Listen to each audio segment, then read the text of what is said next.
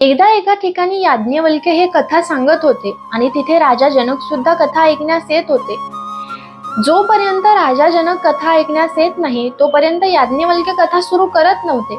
बाकीच्या लोकांना असं वाटलं की याज्ञवल्क्य यांना लोभ आहे म्हणून ते असं करतात. हे याज्ञवल्क्य यांना जेव्हा कळले तेव्हा त्यांनी एक चमत्कार घडून आणला. कथा सुरू असताना तिथे आग लागली आणि सर्व लोक पळाले. परंतु याज्ञवल्क्य कथा सांगत होते आणि राजा जनक कथा ऐकत होते. राजा जनकाचा पाय पोळू लागला तरी सुद्धा ते उठले नाही. तेव्हा आजूबाजूचे लोक म्हणू लागले, तुमचा पाय पोळतो आहे, तिथून उठा. तेव्हा राजा जनक म्हणाले, हा देह नाशिवंत आहे, हा कधी ना कधी जाणार आहे, परंतु भगवंताची कथा ही अमृत आहे. ती कथा मला या जन्मात ऐकण्याचं सौभाग्य प्राप्त झालं, ती मी सोडू शकत नाही. हे ऐकून त्या लोकांना आपल्या चुकीची जाणीव झाली.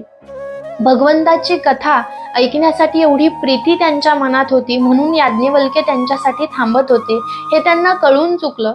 भगवंताच्या कथेबद्दल इतकं प्रेम आपल्या मनात असावं.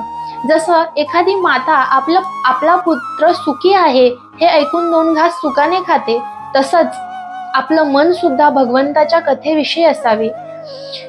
पुत्राची वार्ता शुभ ऐके जेवी माता, तैसे राहू माझे मन, गाथा एकता हरिगुण.